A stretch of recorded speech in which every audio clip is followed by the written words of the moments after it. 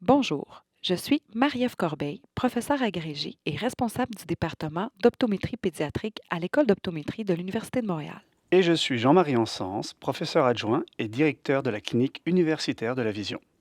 Cette vidéo s'adresse aux parents et aux intervenants en milieu scolaire et a pour but de vous aider à identifier les signes et symptômes d'un problème visuel chez l'enfant.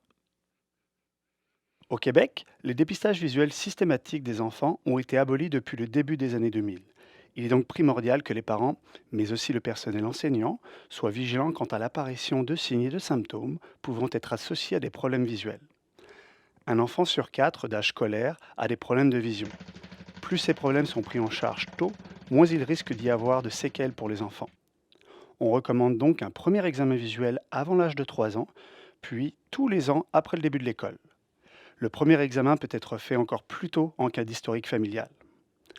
Enfin, on peut noter que 80% de l'apprentissage passe par la vision. Il est donc essentiel que chaque enfant ait une vision optimale afin de ne pas nuire à son apprentissage scolaire. Un enfant qui présente des maux de tête, surtout si ceux-ci surviennent en fin de journée ou après un effort visuel soutenu, doit consulter rapidement un optométriste. Il est certain que si l'enfant se réveille le matin ou en pleine nuit avec des maux de tête ou s'il présente d'autres signes et symptômes associés, nausées, vomissements, il est préférable de le diriger directement vers son médecin. Le fait de plisser les yeux est un réflexe souvent remarqué chez les enfants qui ont une vision floue. Cela peut s'observer lorsqu'ils regardent au loin, comme le tableau de l'école, ou lorsqu'ils veulent lire de petits caractères, comme à la télévision par exemple. Cette attitude compensatrice peut nuire à la concentration et à l'apprentissage des enfants, car cela leur demande plus d'efforts et les fatigue tout au long de la journée. Un enfant qui s'approche trop près de ses cahiers ou de ses livres doit passer un examen visuel. L'optométriste s'assurera alors de déterminer s'il s'agit d'une mauvaise habitude ou si c'est dû à un problème de vision. Il en profitera aussi pour donner des bons conseils sur les habitudes saines à adopter. Bon éclairage, bonne distance de travail, ne pas abuser des jeux vidéo et surtout de jouer dehors. Des difficultés de lecture peuvent se manifester par le fait de perdre le fil du texte, d'inverser des mots ou de ne pas réussir à rester concentré. Ces symptômes peuvent être la conséquence d'un problème de vision, et si c'est le cas, peuvent se corriger facilement. Un enfant qui a des difficultés de lecture devrait donc consulter un professionnel de la vue afin de vérifier sa vision. Si un enfant se plaint de voir double, il faut consulter rapidement un optométriste. Par contre, certains enfants ne se plaindront pas, mais vont plutôt se fermer un œil. Et dans ce cas-là, c'est aussi important de consulter rapidement. L'œil qui louche ou le strabisme se manifeste habituellement par un œil dévié vers l'intérieur ou l'extérieur. Cela arrive le plus souvent lorsque l'enfant est fatigué.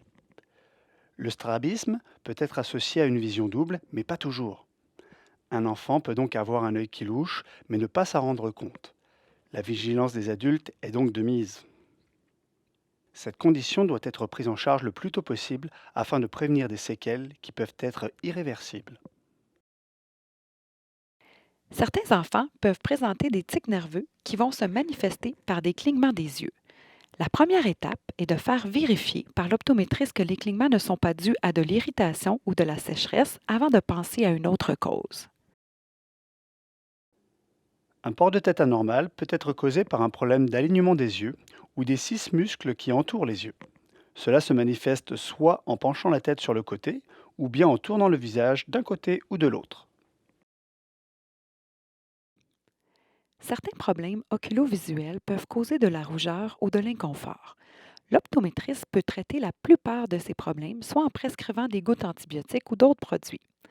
Dans ces cas-là, il faut consulter rapidement afin de rendre l'enfant le plus confortable possible et ne pas nuire à son apprentissage. Comme il a déjà été mentionné, 80% de l'apprentissage passe par la vision. Les enfants qui éprouvent des difficultés à l'école, des problèmes d'attention, des difficultés à la lecture, devraient consulter un professionnel de la vue. Ces difficultés peuvent se manifester à l'école, mais aussi à la maison par un faible intérêt pour des activités qui demandent un peu de concentration. Une bonne vision permet à l'enfant de se concentrer sur les activités plutôt que de forcer ses yeux à essayer de mieux voir. Nous avons préparé une grille qui résume les signes et symptômes pouvant indiquer un problème visuel. Si vous désirez vous la procurer, vous pouvez la télécharger au lien suivant.